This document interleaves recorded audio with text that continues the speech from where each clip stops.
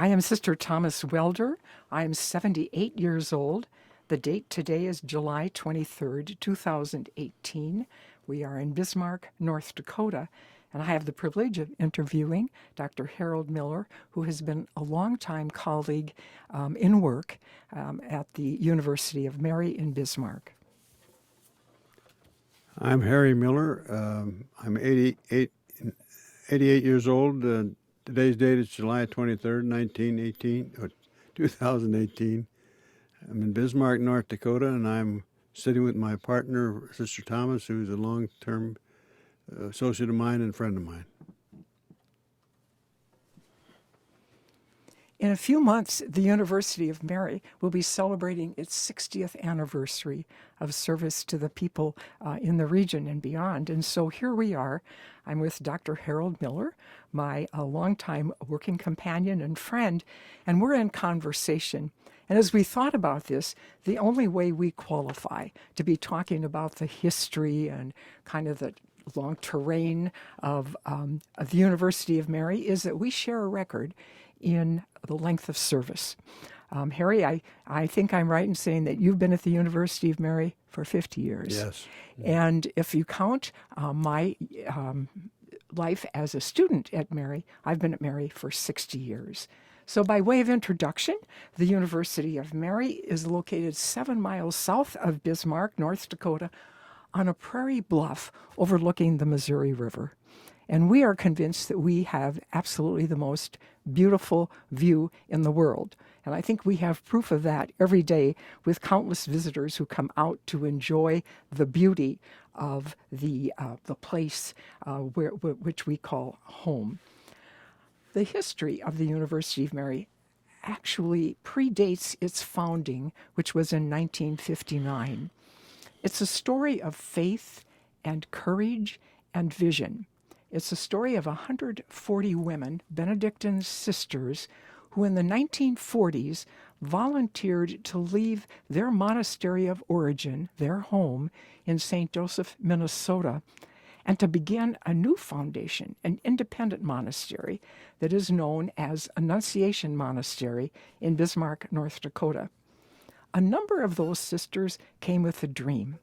They hoped that sometime the sisters would be able to start a college. And that college would be Christian, it would be Catholic, it would be Benedictine. And they thought of it not so much as a gathering of folks in a building or a classroom, but more as a faith community of learners. Their hope was that they would prepare its graduates to become leaders in the service of truth. By virtue of being superior or prioress of our community, Mother Elaine Volk was named our first president. And she compared the beginnings of Mary College to a tiny seed that the sisters had planted and nurtured. And that seed held not only the beginnings, but the potential of what Mary College might become. Often, Sister Elaine would say, and I quote, "Even from the start, Providence asked us to grow." And to this day, I think Harry and I would both say that growth has been a pattern at the University of Mary. I came in 1959, our landmark year, at the age of 19 to become a sister. But within a few weeks, I learned that I would also be a student at this new college. Now, Harry, I know that you came when Mary was barely 10 years old. Yes. I did a little research. We had 300 students, and I also learned that we had $28,000 in the bank. Yes. Why would you choose to come to a school with those kinds of resources? I had no idea how much money you had in the bank. When I came from the University of North Dakota, I had just been offered a job as assistant dean of the School of Education. Okay. And I would have signed and been there, but I hadn't taken my picture. So then a board member of the friend of mine called. I didn't know there was a Benedictine Sisters. I didn't know there was a University of Mary or Mary College. Okay. But I also knew that the University of North Dakota was way more bureaucratic than I was, who came from a business background. Okay. So I came out to my wife and I said we're kind of from Bismarck, so we'll drive out anyway, and that's how it started. Amazing, amazing. When we think about those early days, Harry, and the founding sisters, many of them who were very involved at Mary, either in administrative roles, teachers, part of the staff, is there any name that comes to mind of a founding sister who had an influence in you, on your life? Yes, Sister Paul McCarthy. Sister Paul was a dynamic sister. She used to be active at St. Alexis Hospital, and Right. she was. If you got a little bit off the straight and narrow, she'd straighten you out. She also brought me up to speed on the Benedict and Values and the history of the Benedictines. And if I got a bit too smart, she kind of straightened me out. I would say she would be an invaluable friend. Yes. Another sister I'd like to mention, Harry, and you knew her very well, and that would be Sister Bridget Dunn. Oh, she was a saint. She was.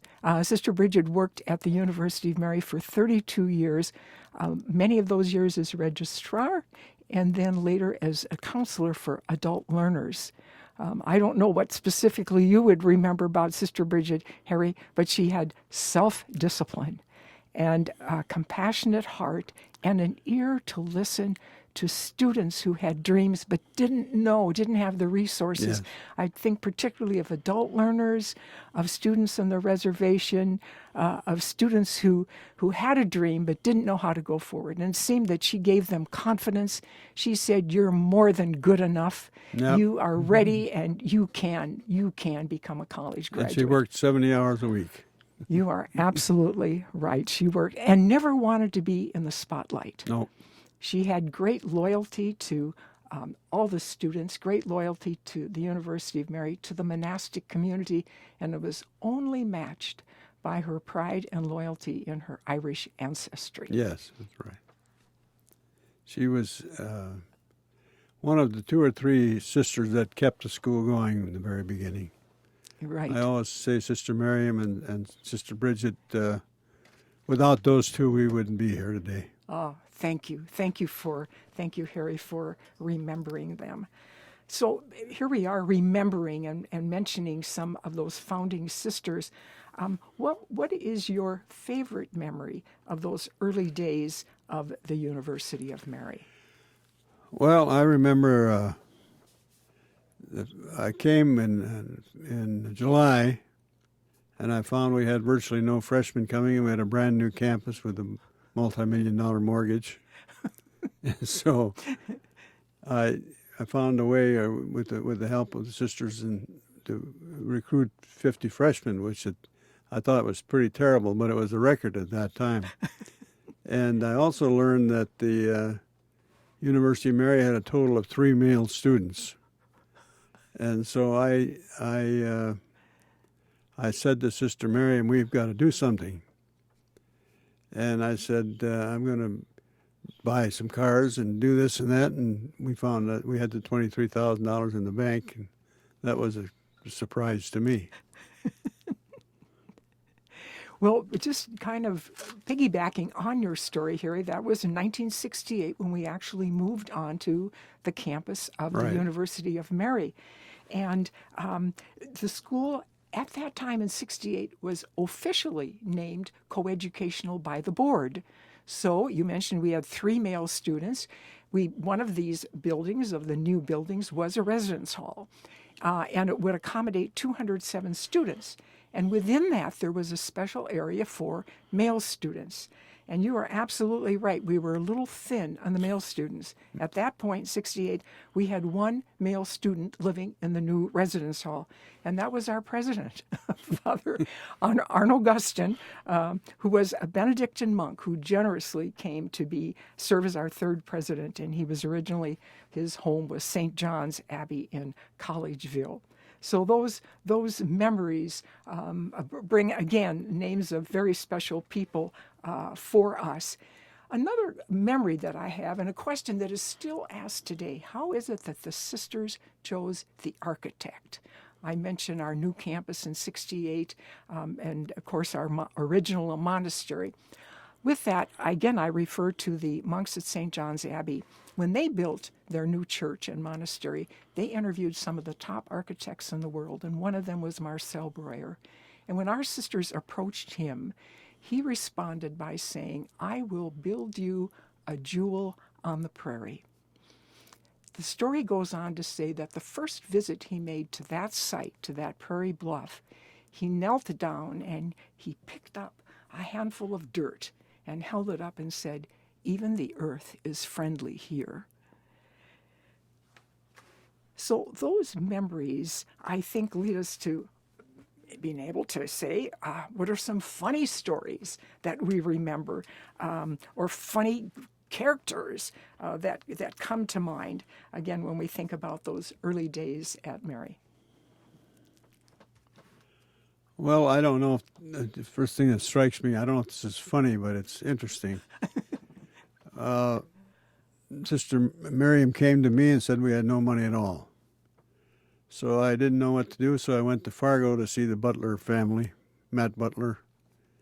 And I had three names. I said, "Matt, you have to go see these people because we need some money." And he said, "Harry, I'll make you a deal. If you tear up those sheets with those three names on, I'll give you $1 million. And I said, "That's about the easiest decision I've ever made in my life." And he did. And that $1 million kept us going. Oh, thank you for sharing that, because we know the Butler family name continues to be very much a part of our history. Right. So thank you for that story, Harry. I'm going to tell a little story on myself. I was a brand new faculty member at Mary right in those early 60s. I directed the choir and keyboard. And at that time, we were a women's college. It was right at the beginning. And every student auditioned for Mary Singers. And really, breathing was the basic requirement. So I had a wonderful choir. Almost the entire school they were singing in my choir, and I was very proud of them. But I also had a little select group. So one day we get a phone call. Hubert Humphrey, the Vice President of the United States, is coming to Bismarck. And would it be possible for me to bring this little group of singers? And of course, we're very excited. I say yes, all kinds of background checks and so on. But the big day comes, and Humphrey is going to speak at the World War Memorial Building, which would be comparable to our Civic Center today. So huge crowds. And all of a sudden, this gentleman who looked very nervous, I'm guessing he was from the Secret Service, he comes running down the steps, grabs my hand and said, "Oh, are you from Marriage College?" And one of the students standing right beside me said, "How I wish." Another part of those early days was we were very deliberate in making clear to our students who we were, Christian, Catholic, and Benedictine. And there was general understanding of that kind of identity and that tradition. But the sisters felt that we needed to help our students get in touch with the Benedictine tradition and the Benedictine legacy. So once a year, we'd have what we call Benedictine Awareness Days, and we'd talk about Benedictine values and so on. I bring it forward because students, I think, can give us some wonderful insights. It was not unusual for faculty members to say, "You're going to attend this convocation on the Benedictine legacy of the sisters," and so on. And often they'd end by asking them for a reflection paper. And I'm going to quote what one student said, "I find it intriguing how the sisters have left everything to become closer to God. I feel secure knowing that the sisters are right over the hill and are there for me when I need them. I know they will be there." Unknowingly, that student touched on what is really unique about the Benedictines. Benedictines make a promise of stability. That is to say that we commit to a particular place, to particular people, and to a particular way of life. Our way of life, the work of the Benedictines, is prayer. But it is a prayer that is all-inclusive, that prays certainly for those we serve, but prays for the world at large. What this student was indicating was that he could depend not only on the prayers of the sisters, but their presence. Another student at that same time gave us a sweeping affirmation. This student had lived on South Campus, so she came to know some of the sisters as friends. And in her reflection paper, she said, sometimes it's hard to remember that they are actually sisters because they're normal. From there, Harry, I think this is a good time to think a little bit about the challenging moments. And we've certainly had challenging times at the University of Mary. Would you be willing to share some thoughts that come to mind? Well, people talk about hard work and so on, and there certainly was that. I only hired people that would take 2-3 jobs. And one of the things I'd like to mention, money, of course, was the issue, but the first year I got some of the friends of the school and the priors together, and I said I need a commitment of money, and the sisters made a commitment that the sisters would work free for 5 years, which is a multi-million-dollar commitment, and they did. Thank you. And so, to me, sometimes I'd get up on a Saturday and I say I got to do something. And the more I thought that way, the more I grabbed my wife and we went to Las Vegas because I was getting too close to the problem. Oh. But that was number one. And number two was in the very early years, we were not accredited. And if we weren't going to gain accreditation, we were going to make it because the kids wouldn't come there. And so becoming accredited was the second most important thing. Thank you. And making mention of that, having a balance in one's life. And that's something that we try to bring forward to our students as well. We talk about it as that value of moderation. And then thank you for bringing forward again the commitment that the students have to the place, to the all that we serve, and again, that way of life. You notice, sister, I didn't mention academics. Thank you. The reason I didn't mention that, the sisters took care of that. From day one, the academics were great, and I didn't have to do much with that at all. Thank you. And we still think about that because I remember our second president was just a genius in curriculum, Sister Ann Burns. Yes. And she always insisted that we prepare in the professions with a strong liberal arts base. Yep. And for practical people like North Dakotans and people in the Midwest, I think that she had a deep understanding of what was needed for the student leaders that we were preparing. Right. Yeah, thank you for that. The challenge that I remember, we came to the point at Mary where we desperately needed to build a library. But with each new building project, campus space was getting tighter and tighter. And I remember this regents meeting because it was quite excruciating for me. We were talking about, so how are we going to find sites for this library? And all of a sudden, one of the members of the board said, that's easy, we'll just take down the hill. Well, I was shocked because what I wanted to say and didn't say, but this is not just a hill. This is Gift Hill. This was the first 40 acres that was gifted to the sisters by one of the local farmers. Another thing I wanted to say is on the top of that hill is the cross that was the original groundbreaking, strong symbol of the sisters beginning this new venture. It was the center of the campus, and a walk up Gift Hill somehow or other shortened the distance between heaven and earth. Well, we took down the hill, and that site was not only critical for building the library, but it's been critical for our campus expansion to this very day. So I'm here to say it was the right decision. Yeah. But at that moment, it didn't feel like the right decision. But it has served us very well. And now we have a beautiful, beautiful kind of almost a little monument with that cross from Gift Hill that retells the story of 1958. What are you proudest of, Harry? Oh, I think small things and then big things. When I came to Mary, there was a different set of standards for the support staff and the faculty and the administration. Some got better insurance and better retirement, and I got rid of that instantly. Mm-hmm. And to this day, I think the people that work at Mary, no matter what their position is, feel like equals and are equally involved. I think the second thing that I would talk about is from very early, I knew that the key to the University of Mary's future was leadership development. And we've done that every day since. The University of Mary is, without question, the top leadership development college in the country. And it's even getting better every day. And the last thing I'd like to mention that's very important, I think, to you and to me and to us, we made a special effort for the Native Americans in our school. It was one of my priorities when I came to Mary. And in North Dakota today, we have 4 reservations.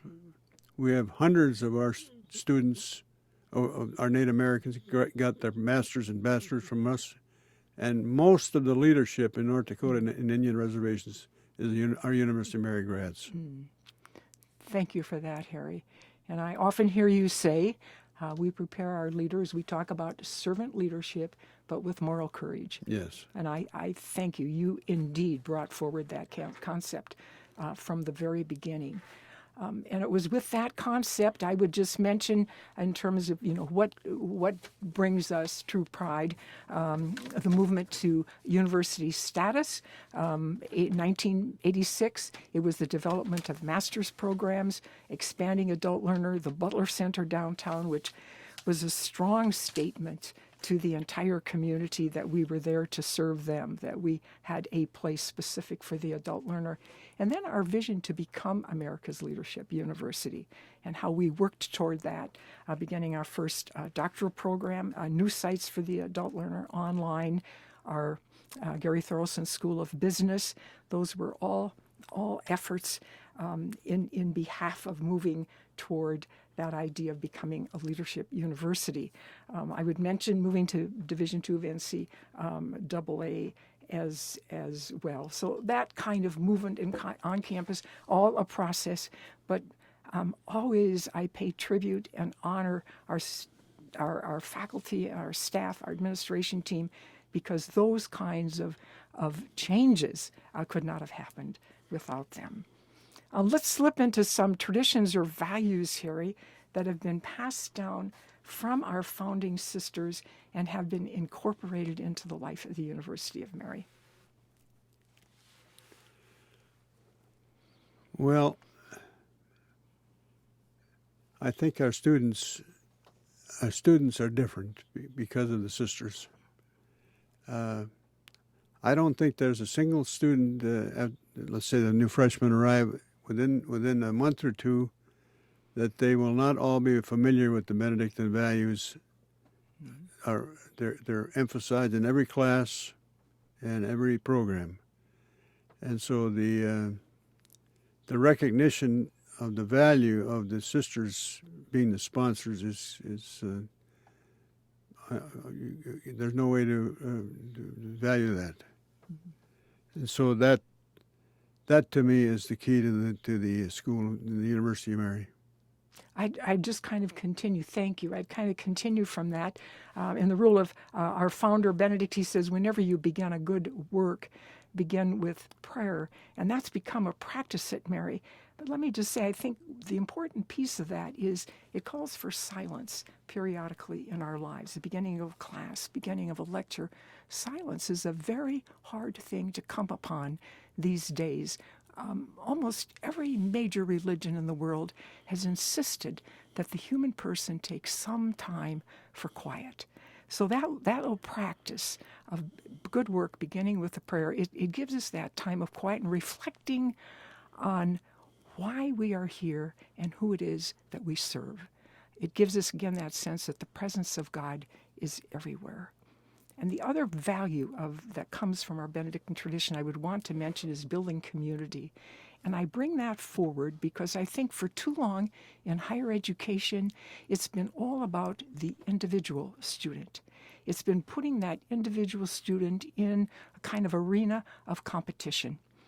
At the University of Mary, we absolutely believe that learning, knowing, teaching, that they are communal acts, and that we are about building a community of scholars, a community of teachers and learners, because when that happens, when you can share your intellectual passion, when you can challenge each other, when you can be in dialogue, when you can be learning what it means, the first skill of a listener is to listen. That's the very first skill. So as students learn that, the result is amazing. The result is lasting relationships, strong friendships, and an amazing opportunity to grow.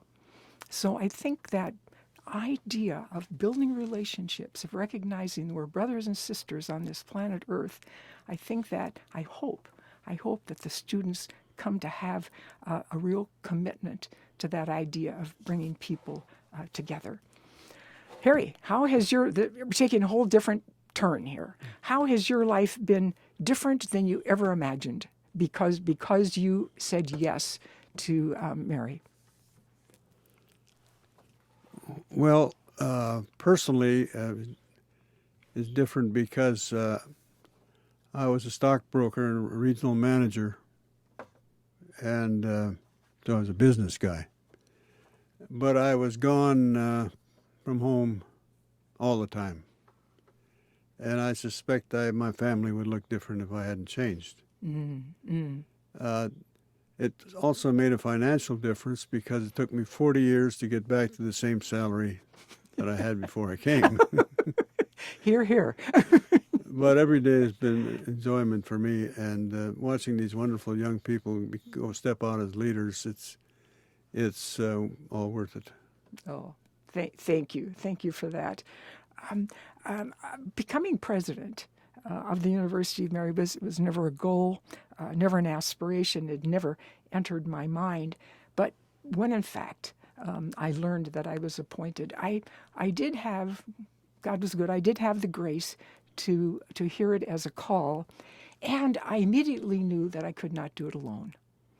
I was young, I was inexperienced, but aside from all of that, I knew that I could not do it alone. And I think that as I reflect back, I am even more grateful. I had the total support of my religious community throughout those 30 years. My sisters supported me, certainly in prayer, but they supported me in being there. Any time we had events where we wanted to extend a special hospitality, or we had an academic event where we needed assistance for students and so on, the sisters were always there. The second piece was I had the most wonderful mentors at the University of Mary. And I would mention you specifically, Harry, because you are not only a visionary, but you are also very entrepreneurial. And those are gifts I do not have. You were absolutely selfless in terms of being there to guide me, to give me some tips on, I think if we turn this way, sister. And I know we never looked at each other, and I never said, thank you, Harry, for being my mentor, but indeed you were. Well, thank you, sister. The other person that I would mention would be Jerry Fisher. And Yes. Jerry, too, was a visionary, but he had a practical kind of wisdom that, again, was very, very helpful to the University of Mary, and a gift that I did not have. Jerry kind of laid out the path for us into the future. It wasn't like he said, here's what you must do. It was never a regimented kind of thing. It was a practical wisdom, and he gave us the path into the future. So as I look back and I think, how would my life have been different? I can only be grateful, as I know you are as well, Harry. How would you like to be remembered? I don't know if I should be remembered at all, but I think about that once in a while when I drive down the hill, and I know it's about the end of it. I think I'd just like to be remembered for two things. One, that I was always fair and I was always honest. If I can accomplish those two things, I think I'm doing okay. A wonderful model of integrity for our students. Thank you for that. I thought about it as well. I'd like to be remembered as a member of a monastic community, a community of sisters, and having a role in the dream of our founding sisters. You know, I had a little piece in our founding sisters' dream, that seed that they planted actually growing into a place of magnificent service. And I think hopefully, reaching out to the needs of the people in the region. That was why the founders came, to meet the needs of the people of the region. And immediately, in fact, it's a phrase in our mission for the monastery, we say, we strive with others. So again, the sisters knew they couldn't do it alone. And so from day one, they were reaching out to the business community, they were reaching out to the church community, to the higher ed community, finding those leaders who would be willing to be of assistance in moving forward with this dream, striving with others. Harry, we've been talking about some wonderful memories here, stories, challenges. What about regrets? Do you have any regrets? No. I really don't. Not for one thing. Well, thank you. You're amazing and quite straightforward, if I might say. As I was president, I have one regret, and I had always hoped that we might be able to offer our students more international experience, more opportunities to study abroad. We had some opportunities for service learning abroad, particularly I think of something like the God's Child program in Guatemala and so on. But Harry and I had discussed this recently, and I had to admit that we did not have the resources at that time for us to begin international programs. But the good news is that at this point, I can say, thanks to Monsignor James Shea, our president, we have an amazing array of opportunities, diverse kinds of opportunities for our students in terms of international study. So it's a regret that no longer exists. Right. University of Mary has been able to gift our students with those opportunities of study abroad. We haven't talked much about the future, Harry. We've been remembering. What would your hopes be for the future of the University of Mary? Well, the future is happening as we speak. The country needs leaders, especially the young people. We've got a lot of challenges in the country. And our effort to become the national leader in the development of leaders with moral courage in their families, in their church, in their communities, in their professions. I think we can change North Dakota and have a significant impact on the country. These are dynamic leaders we're graduating, and I think they will make a great difference in this country. Oh, thank you. And I will use different words, but thank you. That touched my heart. We've always said that the real distinctiveness of the University of Mary is the success of our graduates. Yes. And so, Harry, I'm saying yes to what you just shared. So I think of our graduates as being competent in their professional area and compassionate in service. And finally, again, I think the ultimate service of the servant leader is to build community, to strengthen relationships, so that indeed they can be leaders in the service of truth. Now, the very last question that I have, Dr. Harold Miller, is what keeps you at the University of Mary after 50 years of amazing, visionary, entrepreneurial service? I have no idea. All I know is they're moving my office, and I assume they'll be moving me closer to the door.